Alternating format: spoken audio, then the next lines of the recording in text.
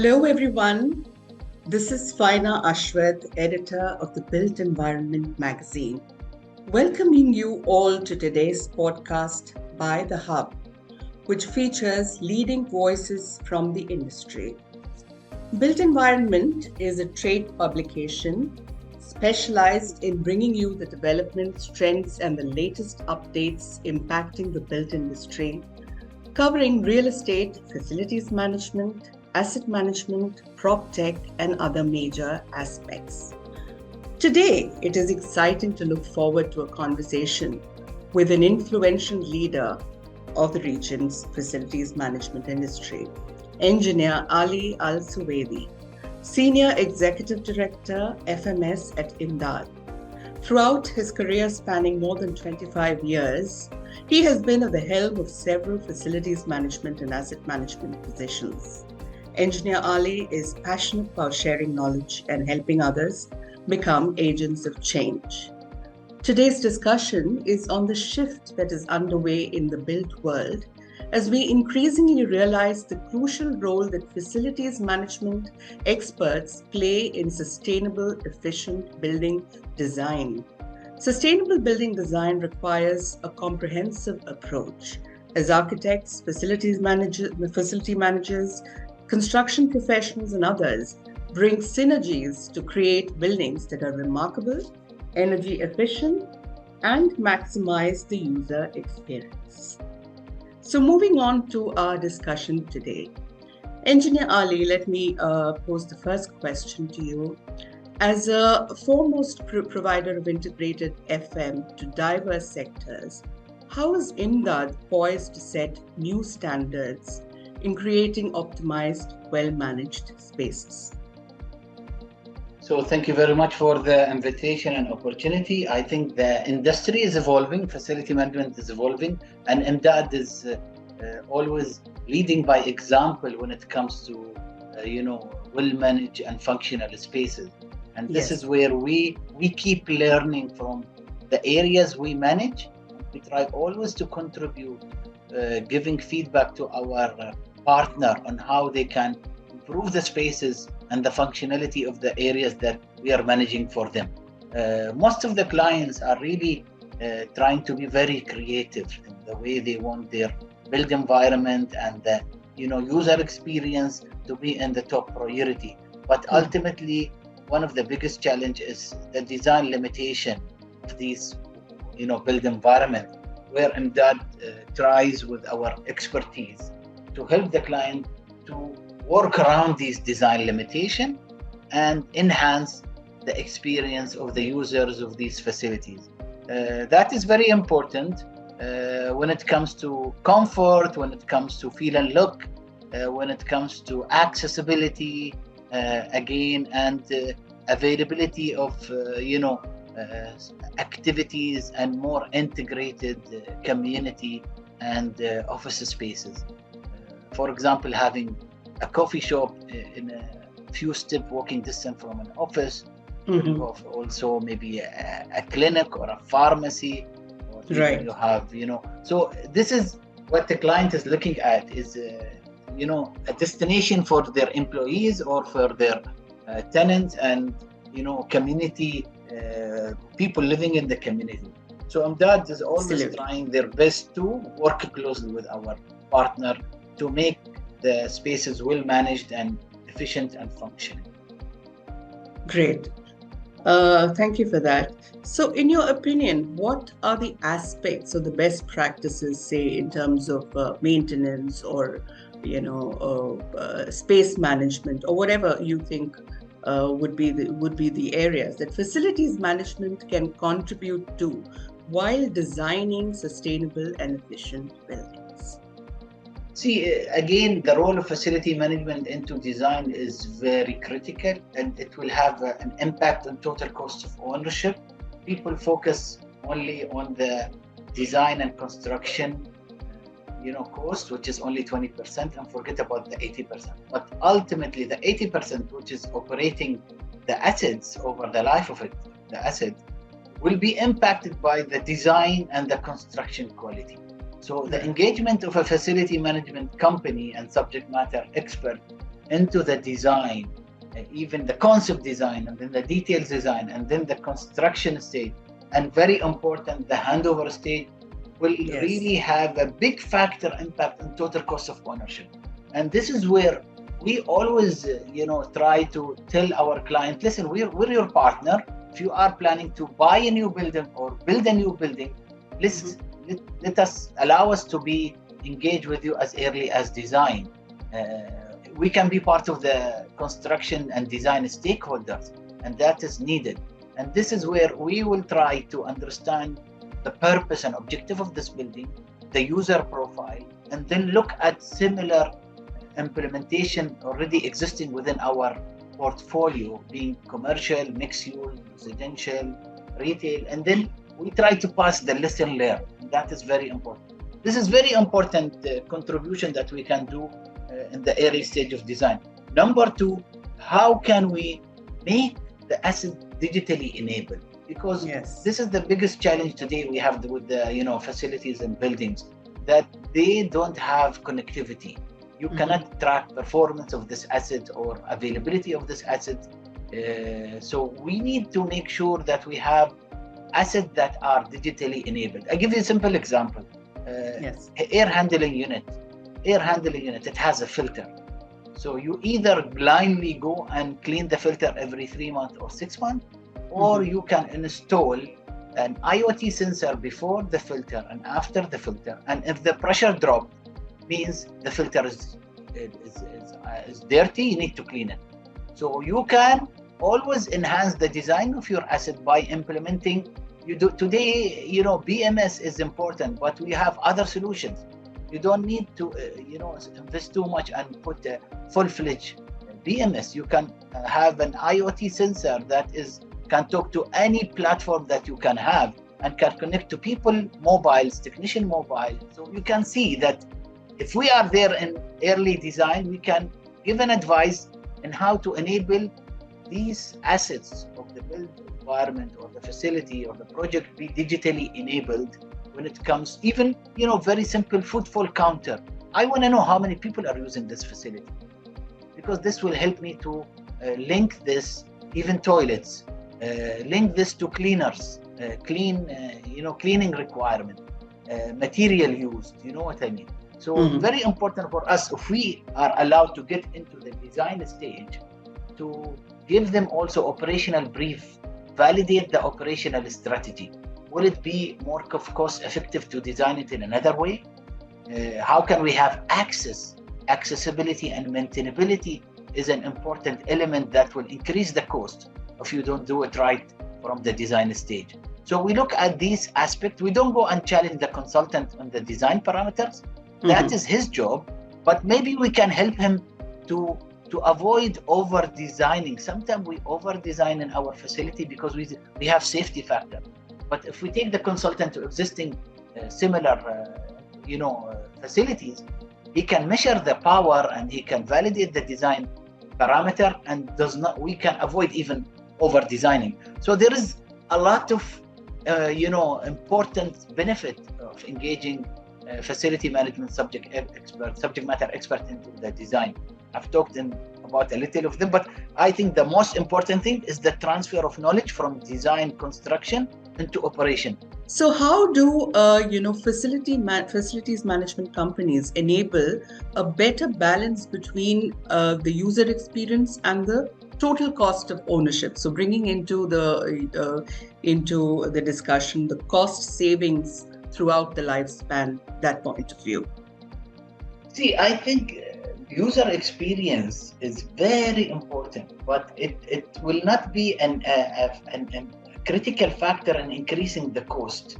I don't think so. User experience, once you design the facility in the right way, it will give them the right parameter to easily enter into the building. There is no delay in the elevator, having the right ventilation, so avoiding smell. So I think user experience is a very important strategic role of facility management, and of course the landlord, to make sure that we have this taken care of, and also achieving total cost of ownership. Again, total cost of ownership is an integrated approach. You have to look into it from the design stage. So as a facility management expert, we always advise that total cost of ownership can go up and down. But if you have a right regime from the day one, the design stage, you can always balance and make sure that you have correct or sufficient budget when it comes to total cost of ownership to prolong the life of the asset and ensure the user experience is achieved at the same time, and this will have a better yield when it comes to rent and other aspects of your facility or building.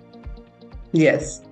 I totally agree. And as you rightly pointed out, this collaboration right from the beginning is absolutely important. So how important, in your opinion, is collaboration between various stakeholders, probably from the construction side and from the facilities management side, of course, the design stage and all of that, in creating spaces that maximize operational efficiency, the user experience, and the overall maintenance and everything of the building?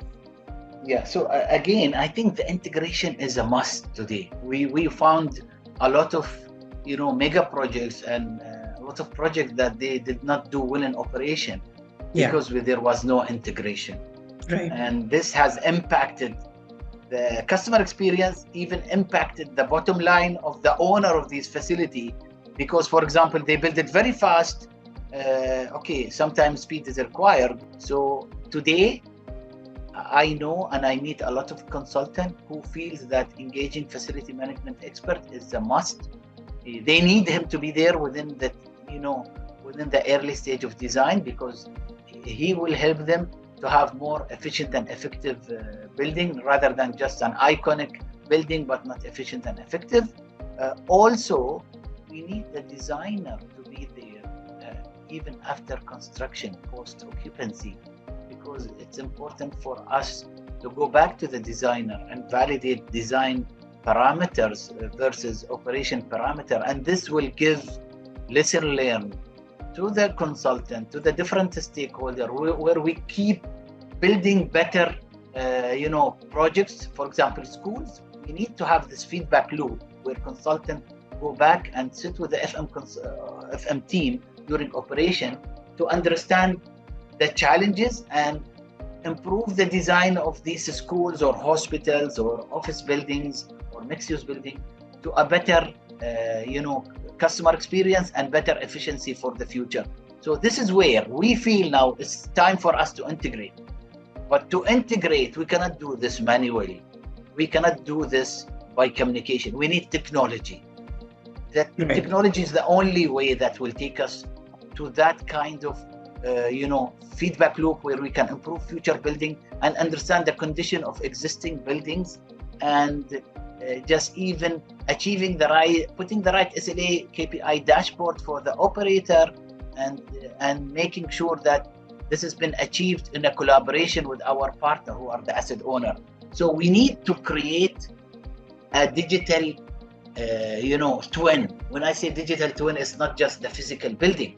Yes. We connect critical assets into a data lake, a data warehouse, where we get information about the condition of these assets, the energy consumption of these assets. Yes. We look at the weather condition, we look at the spare part, we look even at the design parameters, and through setting up certain fault detection rules, we can start filtering data in a nice way where machine learning can start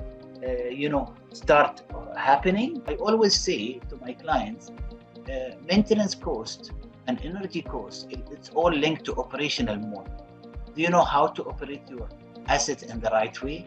Are you operating your asset in the right parameters? Because sometimes occupancy is different, sometimes weather condition is different, winter is different than summer. The number of hours that your assets are running, do you have a strategy for that? This will only be possible if you have trending happening within the machine learning, and where you bring data into one place and you try with the subject matter expert and the data scientist together to correlate data where we can start having more predictive approach to operating our building, creating more efficient and effective and sustainable, facilities, as well as linking that to customer experience. So I think the future is all about bringing data into one place, from new building and existing building, and comparing these data and creating this kind of benchmarking, where it will help us to improve efficiency, effectiveness, and of course drive sustainability agenda, where we can see our carbon footprint, we can see efficiencies, and many other parameters that today is very important objective for FM companies and for even real estate companies. Yes.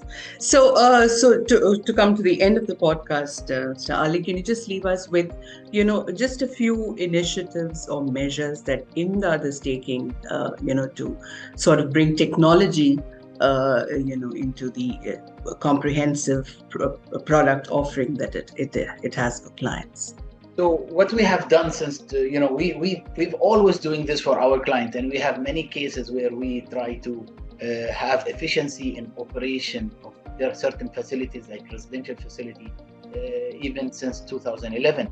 But recently we have introduced our sustainability strategy or initiative, where we look at public places, prosperity, and people, and where we try to help our clients to achieve their sustainability agenda while using technology. So we have our IoT partners, where we have more than 100 sensors that we can connect to any building, and then we have our technology, or what you can say platform, very strong platform that has machine learning already started long time ago in US. They are our partner, and we're going to our clients, we're trying to work with them to give them an easy way to understand the condition of their assets, like an X-ray machine, where you do an X-ray for a human being every 6 months to see its condition. Yeah. Our ambition is to do this for building, but this require collaboration with partner. And partner are very interested in this aspect of tackling buildings, because they know they have challenges, but we don't have enough data to give direction on what to do and how to do it to improve the efficiency and effectiveness and the long life of these buildings, and understand what is the problem. So by using technology, connecting, hospitals, residential, commercial, we can understand what's happening in these buildings, and we can help, the client to understand the condition and the stage where the life cycle stage of his asset. Does he need to invest to replace, upgrade? Does he wait a little bit more? Is it the time for him to, to put more maintenance regime, or do a redesign a little bit to improve efficiency? So this is our aim as Imdaad, always to be a solution provider for our client, rather than being a service provider. We are always looking for partners who are passionate about their assets and people experience within their facilities, and we're trying to find them the right solution that fit their requirement. And I always say, we shape our building, thereafter they shape us. And if we understand, and we influence the shaping of our building, we will make sure that these buildings are providing sustainable living for the people using this building. And I want to end up this podcast by saying what Sheikh Mohammed said, Sheikh Mohammed bin Rashid Al Maktoum. He said one thing that really inspired us: the bigger is your dream, the bigger your achievement will be. And this is our mandate in Imdaad and the FM industry. Thank you very much for your time. Thank you very much, Mr. Ali, and wonderful to have your insights on how the facilities manager ensures the effective management of the supply chain and improves the partnership and collaboration needed for the project. So we will be back again on The Hub by the Built Environment magazine for more such knowledge pieces from leading professionals. Till then, goodbye.